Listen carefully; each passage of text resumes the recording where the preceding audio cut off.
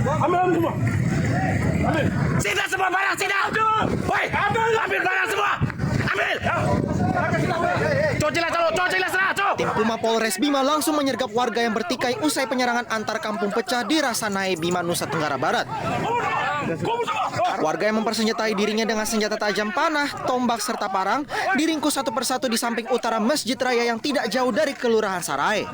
Woi, cucilah. Woi. Simpan.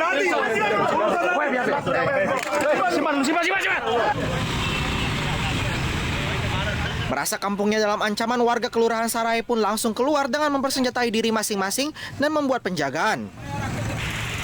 Diduga kejadian ini bermula dari kasus pembacokan antar warga bertetangga, yakni Kampung Sarata, Kelurahan Paruga, dan warga Kelurahan Sarahe. Dalam kejadian itu, warga Kelurahan Paruga yang menjadi korban penusukan meninggal dunia setelah 3 hari dirawat intensif di Rumah Sakit Umum Bima. Dan di mana kejadian ini ada rentetannya dengan kejadian pada hari Sabtu tanggal 15 terjadi kasus penganiayaan dan pengeroyokan yang dilakukan oleh para pelaku yang sekarang masih dalam lidik oleh pihak penyidik Polres Bima Kota. Mengantisipasi serangan susulan, warga dan aparat bersenjata lengkap akan menggelar patroli antar kampung. Dari Bima, Nusa Tenggara Barat, Irawan, iNews melaporkan. Halo, selamat malam. Apa kabar Anda pemirsa? Bentrok antar kampung di Nusa Tenggara Barat tadi membuka jumpa kita di iNews Prime. Kami juga akan menghadirkan perkembangan babak baru sengkarut kasus aktivis versus Menteri Luhut. Saya Latif Sregar.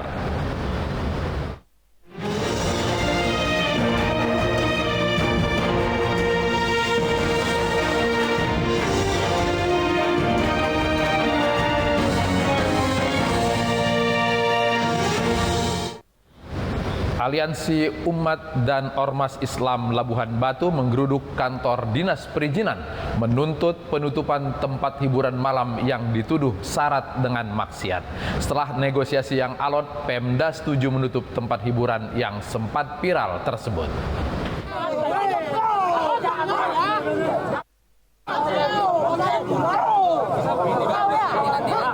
Unjuk rasa Aliansi Umat dan Ormas Islam Labuhan Batu ini nyaris berakhir ricuh. Massa terprovokasi dengan aksi petugas keamanan yang dinilai menghalangi unjuk rasa mereka. Massa turun ke jalan lantaran kecewa dengan masih beroperasinya tempat hiburan malam Hans Station. Massa menuntut agar Pemkab tegas mencabut izin tempat hiburan malam tersebut lantaran dinilai rentan menjadi arena prostitusi dan melanggar protokol kesehatan. Bapak yang ada di desa jadi menghina. Kenapa? Tertawa mereka yang kemaksiatan. Apa mereka katakan lagi? Bapak tahu? Ya. Karena kekuatan mereka, Bapak coba lihat. Mereka pajang di pintu itu surat izin yang Bapak keluarkan. Meski telah diterima dinas terkait, namun pertemuan dengan demonstran tidak menemukan kata sepakat. Massa pun walk out dan kembali berunjuk rasa. Sudah jelas Pak, menyalahi hukum. Keluar. Mereka yang datang hanya ada izin Pak, hanya ada izin.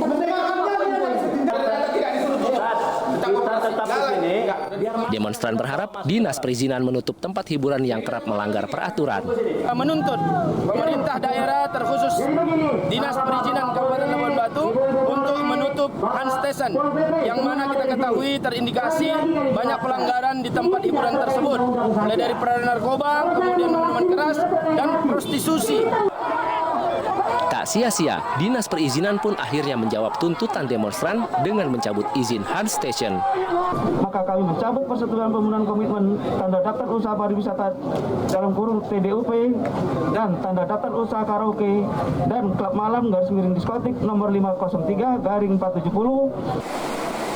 Sebelumnya, sebuah postingan yang berisi perayaan Tahun Baru di Hans Station viral di media sosial. Warganet geram dengan aktivitas tempat hiburan malam tersebut lantaran syarat dengan berbagai pelanggaran. Ratusan warga di Serang, Banten berdesakan untuk mendapatkan minyak goreng murah. Mereka nekat berkerumun demi mendapat minyak seharga Rp14.000 per liter.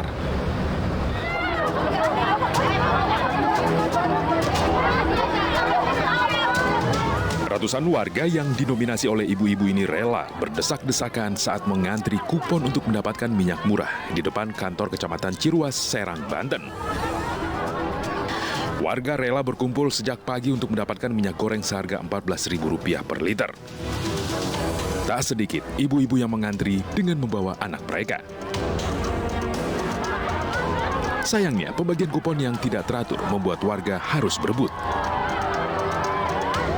Ya, dibilang senang ya, kayak gini mah munyer ya, anak kecil. Tapi alhamdulillah agak ringan gitu kan. Tapi ibu bawa anak kan tadi didahuluin apa gimana Bu? Apa sama ngantri juga? Enggak, ya kan tadi dipisah katanya punya anak, dikira mau diduluin, tapi sama aja. Dinas tempat menyiapkan 2.000 liter minyak bagi warga di Kecamatan Ciruas. Setiap warga dibatasi hanya dapat membeli 2 liter minyak goreng. Operasi pasar minyak goreng murah ini digelar sebagai upaya menstabilkan lonjakan harga minyak goreng.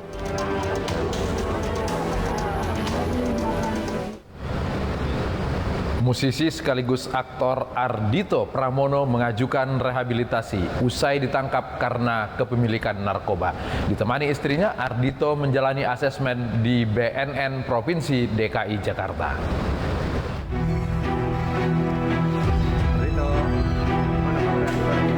Artis sekaligus musisi Ardhito Pramono hari ini menjalani asesmen untuk rehabilitasi di Badan Narkotika Nasional Provinsi DKI Jakarta. Menuju gedung BNNP, Ardhito dikawal petugas kepolisian Satres Narkoba Polres Metro Jakarta Barat, serta didampingi sang istri, Jen Sanfa Delia, serta kuasa hukumnya. Mudah-mudahan hasilnya bagus, asesmennya. Tentunya kita sangat tidak menyarankan ini dilakukan sama teman-teman yang lain, public figure maupun teman-teman yang lain.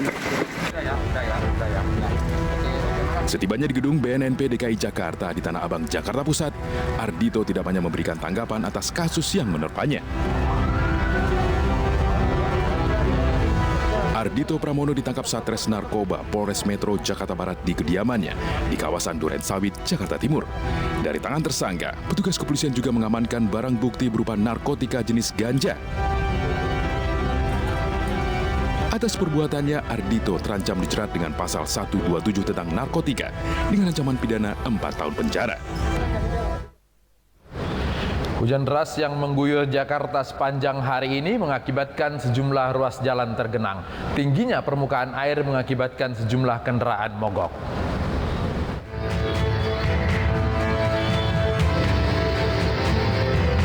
Hujan deras yang turun sejak siang hingga sore di Jakarta membuat sejumlah ruas jalan tergenang. Di Jalan Ahmad Yani, Jakarta Timur, genangan air setinggi 50 cm mengakibatkan arus kendaraan tersendat. Sejumlah pengendara roda 2 terpaksa mendorong sepeda motornya untuk dapat melintas. Tingginya permukaan air juga membuat kendaraan roda 4 terpaksa menghindari genangan hingga menimbulkan kemacetan panjang. Baru lewat. Iya. Ini udah dua kali mogok. Selain di Jakarta Timur, hujan deras mengakibatkan Jalan Daan Mogot Cengkareng, Jakarta Barat tergenang setinggi 60 cm. Sejumlah kendaraan terjebak saat memaksa melintasi jalan yang tergenang. Beberapa kendaraan yang mogok terpaksa didorong.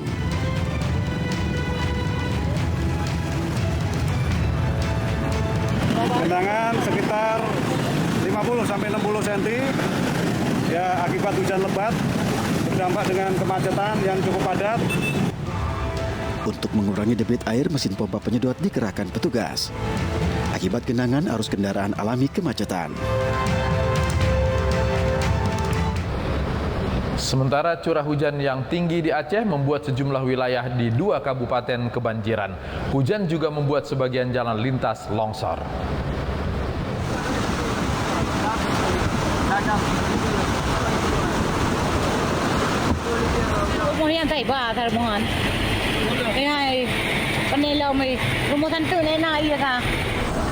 Hujan dengan intensitas tinggi selama 1 pekan terakhir menyebabkan air sungai meluap dan merendam permukiman warga di Kabupaten Pidi dan Pidi Jaya Aceh.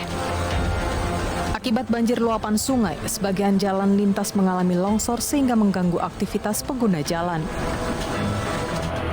Sejumlah kawasan jalan lintas Medan Banda Aceh juga mengalami genangan. Banjir kali ini diduga merupakan paling terparah di awal tahun 2022 dibandingkan tahun-tahun sebelumnya.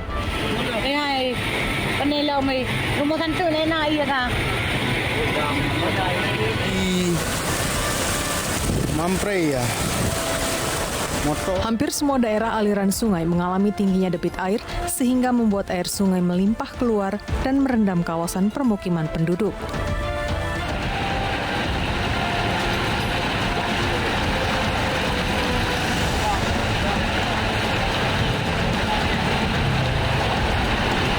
Pihak BPBD Pidi Jaya menyebutkan hampir semua kecamatan mengalami banjir luapan di Pidi Jaya. Sejumlah fasilitas umum dan kantor pemerintah juga terendam banjir luapan sungai ini.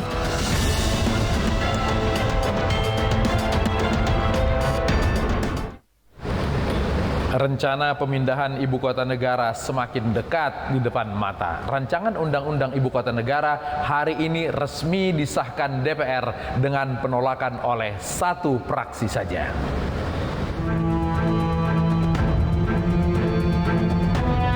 Rancangan Undang-Undang Ibu Kota Negara akhirnya disahkan DPR menjadi undang-undang.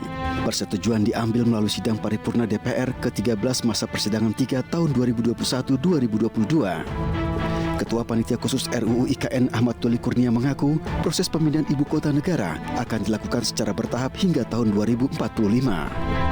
Pemindahan Ibu Kota ini bukan sekali jadi, ya, bukan kayak Tangkuban Perahu, bukan kayak Bandung Bondowoso, tapi ini dilakukan secara bertahap. Pemerintah waktu itu menjelaskan dari 2022 sampai tahun 2045. Untuk tahapan yang pertama yang sangat kritis, ini nanti dari aspek pendanaannya akan dilihat apa yang menjadi trigger awal yang akan kemudian menimbulkan momentum untuk pembangunan selanjutnya dan untuk juga menciptakan anchor atau dalam hal ini jangkar bagi pembangunan ibu kota negara dan pemindahannya. Menyikapi pengesahan RUU IKN yang menjadi undang-undang, fraksi PKS mengaku pemindahan ibu kota tidak memiliki substansi yang tepat. Draft final dari RUU itu kita belum mendapatkan. Ya, belum lagi pembahasan yang sangat singkat di masa reses sehingga kita merasa perlu membenahi mekanisme pembahasan ini. Dan yang paling penting yang ketiga adalah dari sisi substansinya. Kita belum tahu apa sih alasan pemerintah sehingga harus pindah ibu kota. Setelah melalui proses panjang, ibu kota negara baru di Kalimantan Timur diberi nama Nusantara. Pusat pemerintahan baru nantinya akan menjadi satuan pemerintahan daerah yang bersifat khusus setingkat provinsi. Gulungan kabel di dalam gorong-gorong Jakarta kembali terjadi. Penemuan itu kami rangkum dalam 5 berita pilihan yang dibuka dari ricuh pedagang pasar.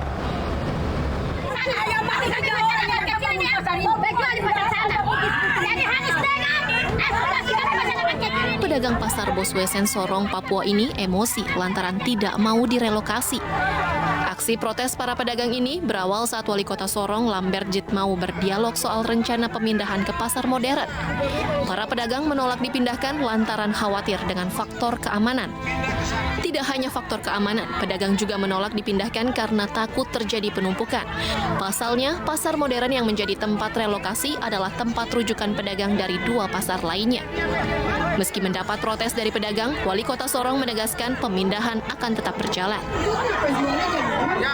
Tidak mau sama sekali. Puluhan emak-emak ini menggeruduk proyek pemecah batu di Desa Petatal, Batubara, Sumatera Utara. Warga berunjuk rasa lantaran keberatan dengan polusi debu yang ditimbulkan proyek tersebut. Dalam aksi ini, warga menuntut agar pengerjaan proyek tidak membahayakan kesehatan warga. Warga mengeluhkan aktivitas proyek dan truk yang dinilai kerap menimbulkan debu. Tidak hanya berunjuk rasa, warga juga mengadang truk yang akan memasuki proyek. Usai puas menyampaikan aspirasinya, massa akhirnya membubarkan diri. Kami tidak mau salah supaya agak pakai. Inilah detik-detik evakuasi truk yang terguling di ruas Jalan Raya Bojonegoro, Surabaya. Bus tersebut terguling setelah menghantam pembatas jalan. Tidak hanya menabrak pembatas, bus tersebut juga menewaskan seorang pengendara motor. Kecelakaan terjadi ketika bus yang melaju dari arah Bojonegoro menuju ke Surabaya ini melaju dengan kecepatan tinggi. Diduga akibat sopir kurang konsentrasi, bus tersebut tiba-tiba oleng hingga akhirnya terguling. Akibat kejadian ini, 5 penumpang bus luka-luka. Meski bus telah dievakuasi, kecelakaan ini mengakibatkan ruas Bojonegoro Surabaya tersendat.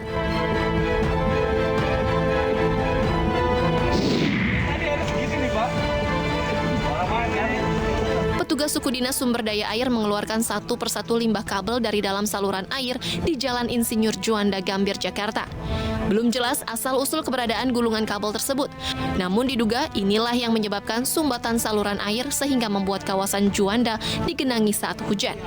Hingga saat ini Kecamatan Gambir masih melakukan penyelidikan dan berencana melaporkan ke pihak kepolisian. Sebagai barang bukti, gulungan kabel dalam jumlah besar tersebut kemudian diamankan ke kantor kelurahan setempat.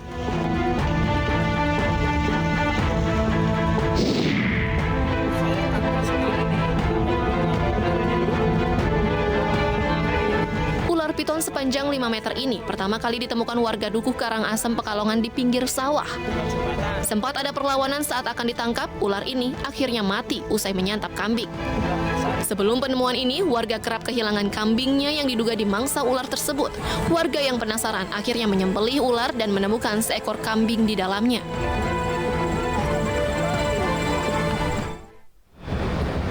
Apa yang membuat aktivis Haris Azhar dan Patia dijemput paksa polisi dalam kasus yang melibatkan Menteri Luhut? Ainus Prime kembali saat lagi.